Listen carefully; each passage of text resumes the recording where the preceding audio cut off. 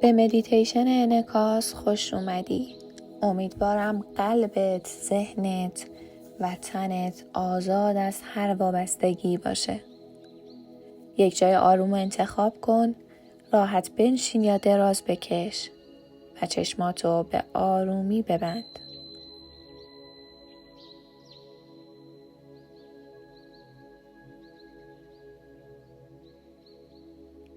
یه دم عمیق بگیر، چند لحظه نگه دار و خیلی آهسته بازدم داشته باش. یک بار دیگه دم و بازدم. بذار با هر بازدم بدن سبکتر و ذهنت رهاتر بشه. حالا تصور کن قدم به قدم داری برمیگردی به گذشته، به روزای بچگی. یه جایی رو به یادت بیار که برات اون احساس امنیت و آشنایی رو داشته باشه. شاید کلاس مدرسه ابتداییت باشه با اون نیمکت‌های چوبی و تخته‌های سبز و سیاه، با اون گچ‌های رنگی، یا حتی بالکن خونتون، جایی که شاید تبدیل به پناهگاه کودکیت شده بوده باشه،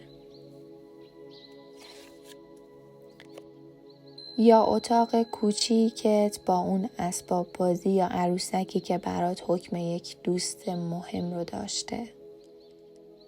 شاید حیاط خونه مادر بزرگ، شاید هم یه جایی که فقط و فقط خودت بلد بودیش، نه هیچ کس دیگه ای.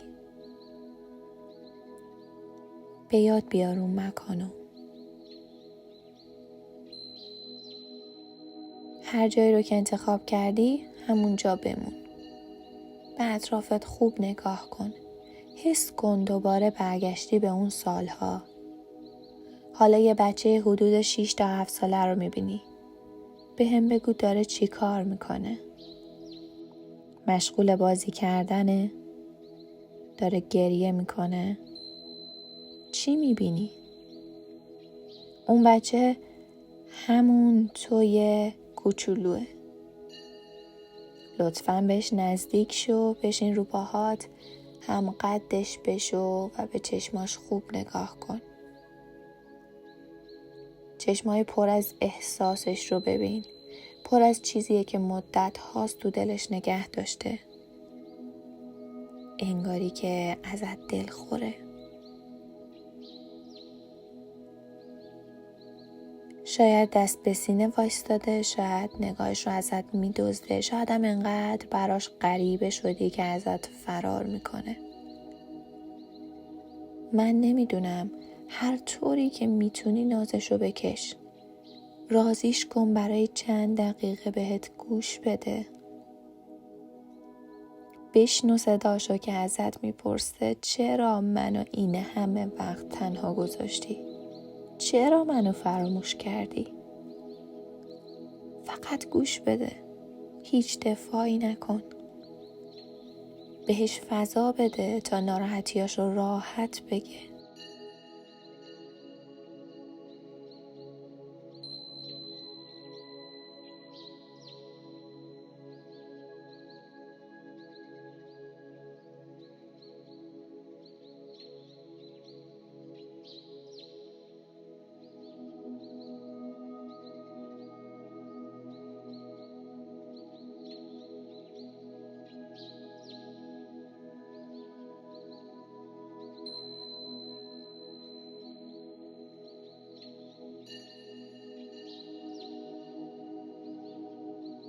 فقط گوش بده.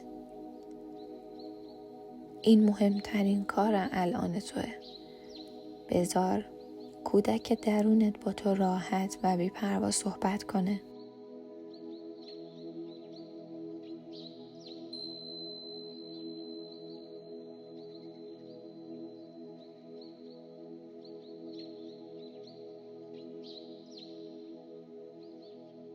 وقتی که همه ناراحتیاش رو شنیدی، اعتراف کن بهش.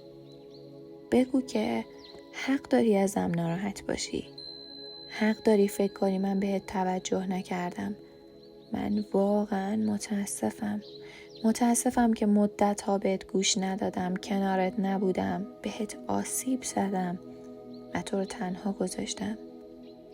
متاسفم که نشنیدمت. حالا اینجام و امیدوارم که دیر نشده باشه. اومدم برای جبران کردن. ادامه بده، باهاش حرف بزن، داره میشنوه تو رو. در آغوشش بگیر. حالا اینجام با همه اشتباهاتم قول میدم از این به بعد بشنومت. به نیازات توجه کنم. همه تلاشمو میکنم تنهات نذارم. تو بخشی از منی، شاید مهمترین بخش از منی و لایق همه عشقی که دارم.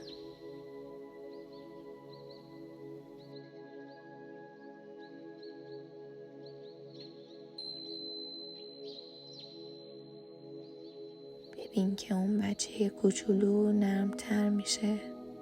شاید حالا اشکاش آروم داره گونه‌هاشو خیس میکنه. تو هم اجازه بده اشکات جاری بشن. رها کن خودتو. مقاومتتو از میون بردار. این اشکا نشونه ضعف نیستن. اینا نشونه آشتی هن. نشونه شروع یه دوستی عمیق بین تو و کودک درونته. هر قطره اشکت یعنی پیوندت با اون داره محکم‌تر میشه. حالا تصور کن یه نور گرم و طلایی از قلبت بیرون میاد. این نور میپیچه دور اون کودک و بعد سراسر وجودت رو روشن میکنه. با هر دم این نور قوی تر میشه و با هر بازدم همه زخم‌ها و دلخوری‌های قدیمی آرومتر میشن. بهش لبخند بزن. بگو از این لحظه به بعد هر وقت منو صدا بزنی میشنومت و میدوام میام کنارت. تنهات نمیذارم. دستشو بگیر و با هم از اون مکان آشنا خارج بشید. اون بچه به آرومی وارد قلبت میشه و جاش رو پیدا میکنه. امن و روشن. یه دم عمیق دیگه بگیر. نگهدار و بازدم داشته باش. حس کن سبکتر شدی، رهاتر شدی. کم کم توجهت رو بیار به صدای نفسات، به تنت، به جایی که الان نشستی یا دراز کشیدی.